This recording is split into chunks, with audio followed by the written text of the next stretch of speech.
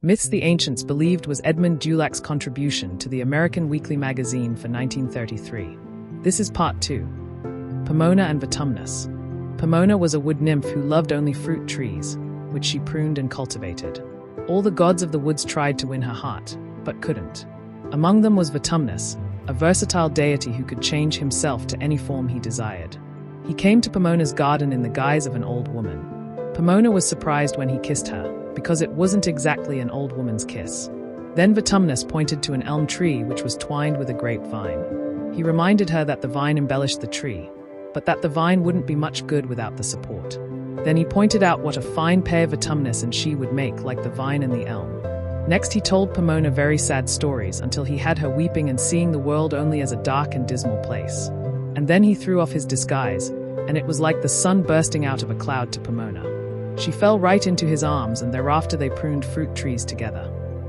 Diana and Actaeon. Diana was the most modest of goddesses. She loved to hunt the bounding stag, but had no patience with men unless they were extraordinarily well behaved. She went about entirely surrounded by puritanical maidens. One day Actaeon, the king's son, was out hunting. He stumbled upon Diana taking a bath in her favorite pool with her nymphs. The offended goddess immediately changed him into a stag, crying, "Now try to tell anyone you've seen Diana without her clothes." Actaeon fled. His dogs saw him, thought he was just another deer and chased him. He couldn't even whistle to them. While they were tearing him to pieces, his friends gathered round. He heard them saying what a shame it was that Actaeon wasn't there. Poor Actaeon earnestly wished that he wasn't, but couldn't tell them so. Not till the dogs had killed him was Diana's wrath appeased.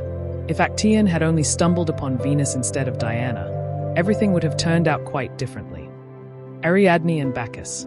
Theseus was the Greek hero who killed the Minotaur, which was half man and half bull. King Minos of Crete owned it, and fed it every year with youth and maidens whom Athens sent him as tribute. It lived in a labyrinth, or maze of passages, impossible to get out of once one was in. Ariadne was the daughter of King Minos. She fell in love with Theseus. She secretly gave him a sword with which to fight the Minotaur and a spool of thread, which he unwound as he went through the labyrinth. After killing the monster, he followed the thread back to the entrance and eloped with Ariadne. Theseus was long on courage but short on gratitude. He deserted Ariadne. His excuse was that the goddess Minerva told him to do so in a dream. Gods and goddesses provided wonderful alibis in those days.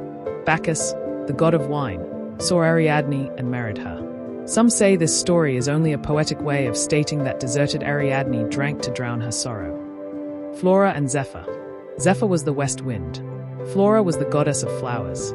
Apollo, god of the day, was extremely fond of Hyacinthus, who was a beautiful youth.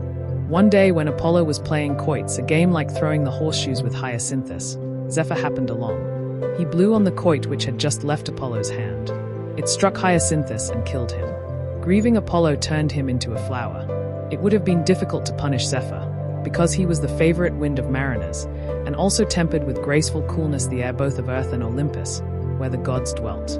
Besides, Zephyr was very sorry for what he had done and took the best care of the flower into which Hyacinthus had been changed.